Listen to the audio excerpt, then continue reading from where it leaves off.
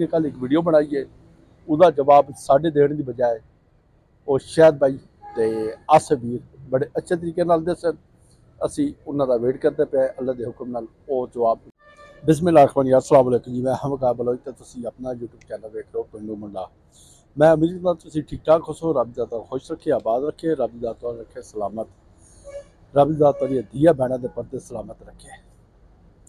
अच्छा जनाब अली, अज असी वीडियो लैके आ गया तुहाडी खिदमत च। छोटी जी वीडियो, ज़्यादा लंबी चौड़ी नहीं है, ठीक है।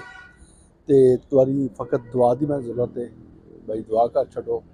अचानक मेरे ते 2-3 बीमारियों ने हमला कर दिता है, जिसे दमे की शिकायत सब तो पहले मैं शुगर हुई है अज तो 2 महीने पहले।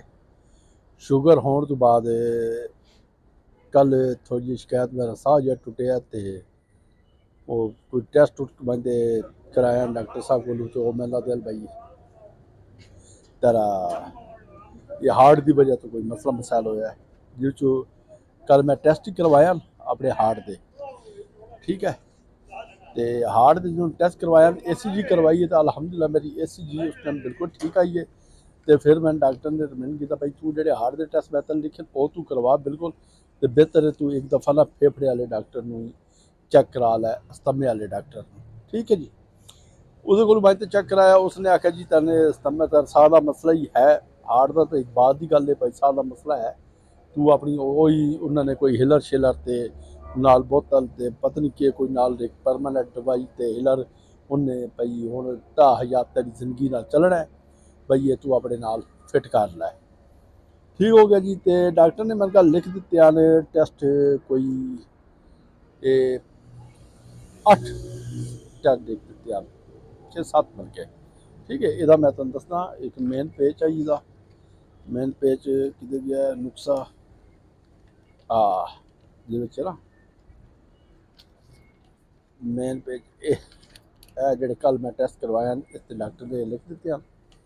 कल मैं टेस्ट करवाए तो प्राइवेट रब की जात भाई किसी दुश्मन की औलाद या दुश्मन बंदे प्राइवेट हॉस्पिटल न लै जाए, खुदा की कसम बड़े हालात माड़े। खाली इन्ना 5-6 टेस्टों के जो 6-7 टेस्ट होने इन्होंने सॉरी मैं तुम दसना भुल गया, ठीक है। ये जोड़ा यह टेस्ट है ना, हूँ डॉक्टर की अकलमंदी है पता नहीं, या डॉक्टर की मैं हूँ समझ नहीं आती पी। मैं उसने मैंने किन्ने टेस्ट लिख दिते ने, 5 साढ़े 6 तो 7 टेस्ट लिख दिते, जो मैं 6-7 करवा छड़िया। उन्होंने प्राइवेट मेरा लगा जी 14,000 रुपया।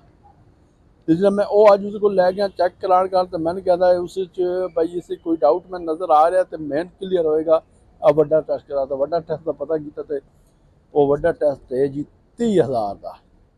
हुण ये दसो भाई माड़ा बंदा 30,000 का करा सकता टेस्ट, मानो कुरानी दसो भाई। जोड़ा एक मजदूर बंदा, मैं अलहमदुल्ला कोई हथ रात दर तो नहीं बैठा होया ना। सॉरी जी, मैंने थोड़ी जी ब्रेक करनी पै गई है। तो मैं तो दसा पाया भाई मैं अलहमदुल्ला कोई हथ रख के तो नहीं बैठा होया ना, अपना काम काज करता पाया।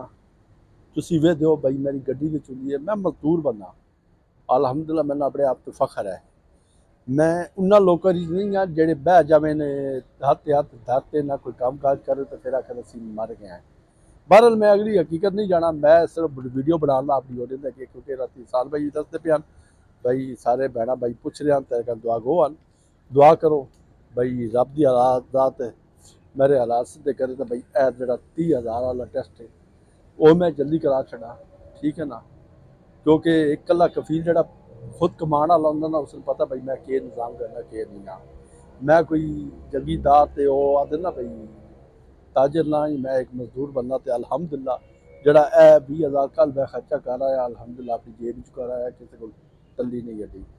तो दसन का मकसद ये है भाई सिर्फ अपनी ऑडियंस नूं भाई जिस हाल रहो ना, रब की ज़ात का शुक्र अदा करो।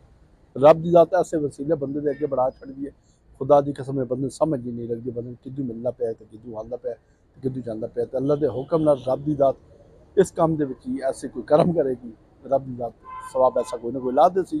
तो बाकी सिर्फ मैं वीडियो बनाने का मकसद यह मेरे हक की दुआ करो, ठीक है।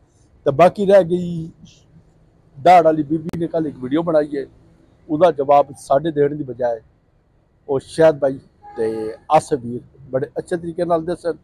असी उन्हों का वेट करते पे अल्लाह के हुक्म नाल वो जवाब उन्होंने दसन। तो तीसरी गल ये भाई रिकॉर्डिंग मेरे को बड़िया पईयां, इंशाअल्लाह कल तो अल्लाह के हुक्म नाल असी आगाज़ करांगे। एक एक चीज़ जड़ी है ना तुम्हारे सामने रखांगे, भाई कौन हक ते है कौन सच ते है, की हो गया शायद खामोशी इख्तियार कर गया, पता नहीं उसकी क्या मजबूरी है, अल्लाह बेहतर जानता है। तो इंशाअल्लाह बोलेगा वो, आसिफ भी बोलेगा, सारे बोलणगे। तो अल्लाह के हुक्म नाल भाई हक जी सच्चाई हो तुम्हारे सामने लिया तो रखी, असी तुहाडे को लैने इजाज़त। मेरे हक दुआ जरूर करना। अस्सलाम वालेकुम, अल्लाह हाफिज़।